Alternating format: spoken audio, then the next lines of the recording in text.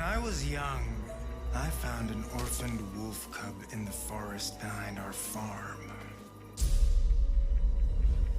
I felt if I could instill rules, the proper boundaries, I could harness the raw power of that beast.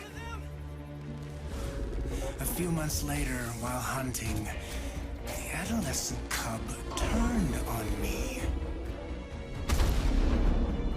We're fixing the damage the Avengers did all those years ago.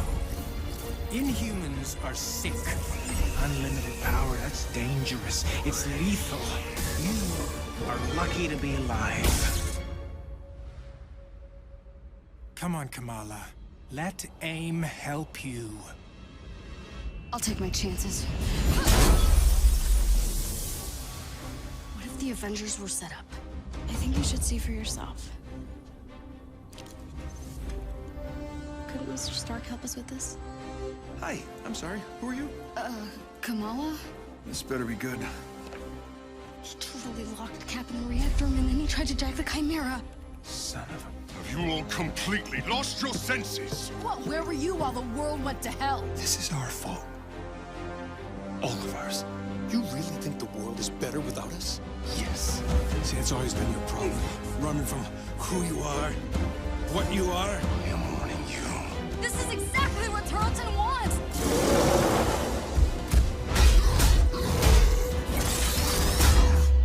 You struggle against the unstoppable tide of progress, Avengers. Power cannot be controlled. It has to be destroyed. I will rid the Earth of superpowers. Even if it has to end with me.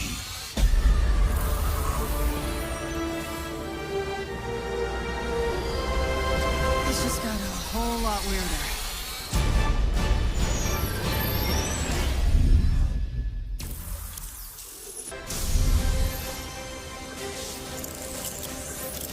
Once an Avenger is a great example of a hero mission, a single-player campaign experience focusing on a specific playable character. Hero missions give us a chance to tell more of each hero's story and showcase the variety and depth of our hero designs. Let's take a quick look at how Thor plays. With the game's combat systems, players can string together combos of heavy and light attacks, or hold for signature attacks. Combat versatility is one of Thor's strengths, from making use of Mjolnir to pin enemies from a distance, or bringing the sky down on his foes. In addition to core combat moves, the God of Thunder has a wide variety of skills to unlock that give him access to classic moves. This is one of our favorites, manual targeting. We largely drew our influence from writer Jason Aaron's run on the Mighty Thor comic. Manual targeting allows you to quickly mark your enemies for bullseyes with Mjolnir, and one by one, you can mark them and knock them down as Mjolnir comes back to you. Follow that up with a powerful ground pound, and you've got a mighty combo. Manual targeting is a great ranged attack, but if up close and personal is more your style, go with the hammer spin or Mjolnir Cyclone.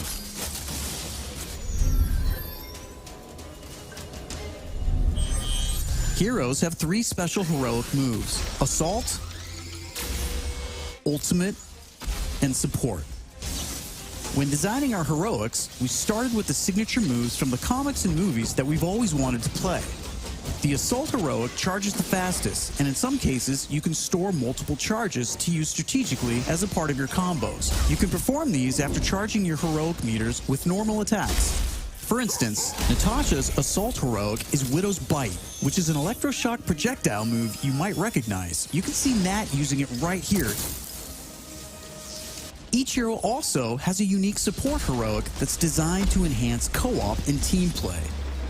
For example, Thor's support, Warrior's Fury, lets him channel the power of the gods to supercharge his Odin force and grants a period of invulnerability for nearby team members. You can see this in action when Iron Man gets the buff as he flies through Thor's support. Ultimates take longer to charge, but they're definitely worth the wait. They have more screen clearing power, and some even have residual effects, like Thor's Bifrost Ultimate. Thor's ultimate heroic channels the power of the 9 realms, and his Bifrost taps into Muspelheim to bypass unbreakable shields, allowing Thor to use the power of the Bifrost Bridge to do maximum damage. We know everyone plays differently, so we have melee, ranged, aerial, and ground combat skills to tailor your hero to your playstyle.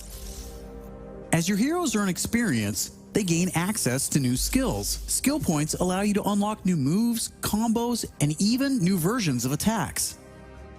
As you build up your heroes, you begin to see how unlocking and mastering the separate core skills offers a ton of depth and variety on its own for every hero.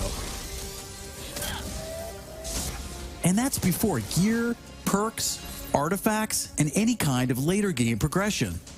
So why is all of this important? Because it means your Thor will play differently than my Thor, and my Hulk will play different than yours. Another way to customize your heroes is with gear. We've previously talked about the different rarities and how perks will give you powerful modifiers for even more customization. Some perks apply special damage like plasma or gamma, or cause status effects like shrink, which will shrink enemies and reduce damage and defense. You can see Iron Man using gamma gear in this shot, and eagle-eyed fans probably noticed his laser sweep was green instead of red.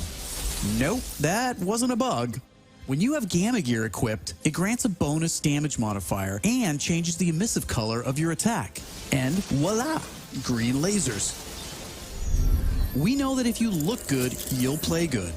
The Crystal team has really enjoyed creating all new outfits for these heroes and drawing from Marvel's 80-year history to bring so many classic outfits to the game.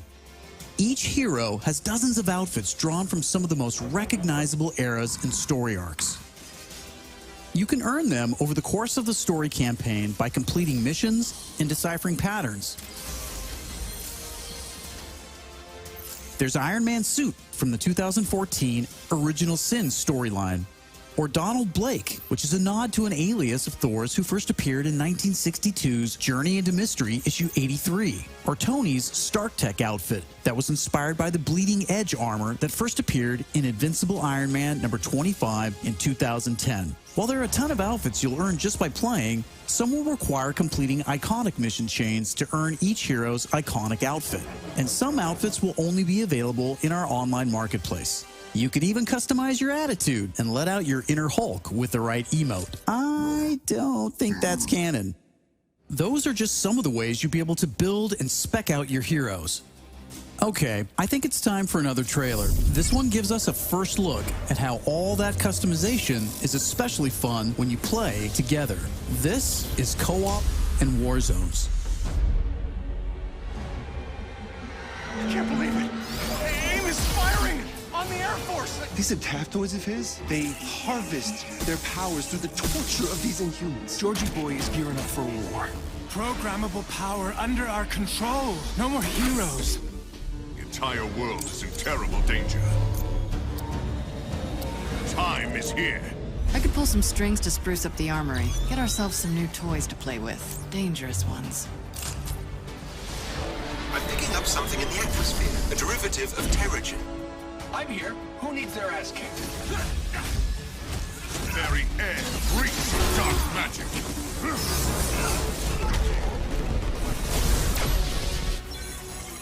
Kamala, smash! Everyone smash!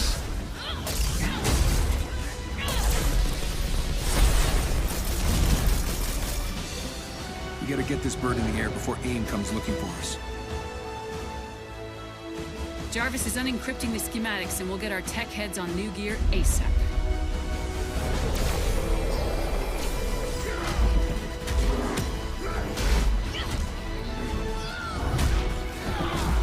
Look at all this. Which nation state is AIM planning to go to war with?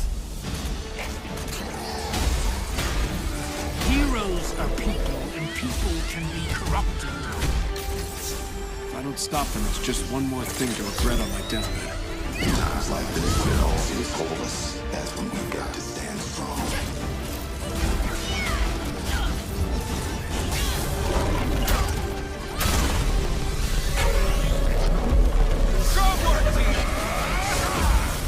You want to see powers?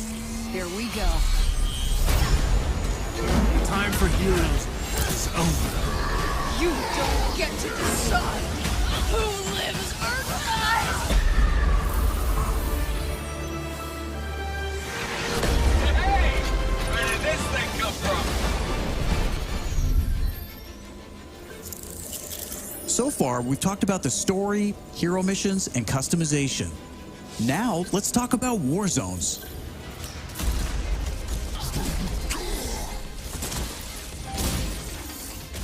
War zones are missions which you can play with up to a total of 4 players or solo with an AI companion team made up of your unlocked and leveled heroes. Whether playing hero missions or war zones, you always make forward progress with your heroes.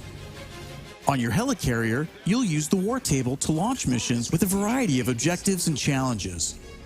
As you saw in the co-op trailer, each mission is grounded in story, so whether you're in the campaign or war zones, you're always working together to stop AIM and rebuild the resistance. You get missions from Jarvis, Maria Hill, Hank Pym, and more characters from Marvel history. Once you pick your mission, you'll board the Quinjet, where you can matchmake, switch heroes, choose your loadout, and of course, pick the right look and attitude for the job. As you start playing missions across the globe, you'll realize AIM has entrenched themselves in cities and remote locations alike, all in the name of research. War zones range from wide open spaces designed for exploration and team traversal to dense interiors with a variety of objective-based challenges, boss fights, and rewards. Here's a mission we saw in the co-op trailer called To Tame a Titan, where we can see some team play. There's this cool shot of Iron Man, but you may have missed Kamala and Hulk performing a team finisher on that poor guy back there. When you max out some larger enemies' stun meter, 2 heroes can come together to perform a team finisher, which gives you a chance to take them down much faster. Teamwork makes the dream work. Living the hero life is all about growth, getting stronger and better equipped to play smarter, and there are plenty of upgrades to help you do just that. As you progress through the campaign, you'll also be rebuilding and upgrading the Chimera, your helicarrier, which is your own flying base. The Resistance is a group who have banded together in the 5 years since A-Day. Some are inhuman and have powers, some are former SHIELD agents who refuse to pledge allegiance to AIM, and some just want to help. What is this place? We call it the Anthill. Not my idea. You'll join their cause in the field by working directly with factions like the Inhuman Alliance and SHIELD agents Dum Dum Dugan, Nick Fury, and more. Earning faction reputation will give you access to new challenges, Hey, Avengers. Hill has something she needs your help with. new vendors, and more powerful items. There will always be new threats on the horizon, so you want to ensure your Avengers are ready for anything. We've talked about a lot today, but that's kind of the point. This is a really big, ambitious game. Marvel's Avengers isn't just a global, high-stakes race to rebuild the Avengers, to save the Inhumans, and uncover the truth about AIM's plans. That's just the beginning.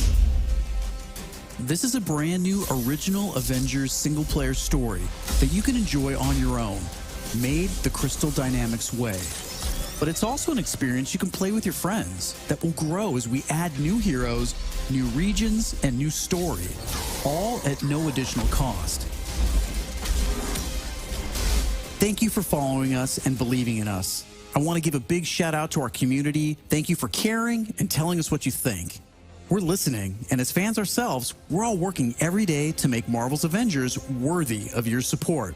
Please stick around after the show to ask questions and chat.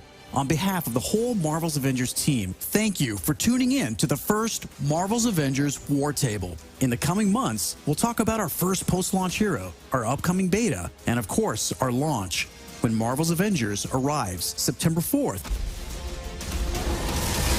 I'm Casey Lynch, and I'll see you next time.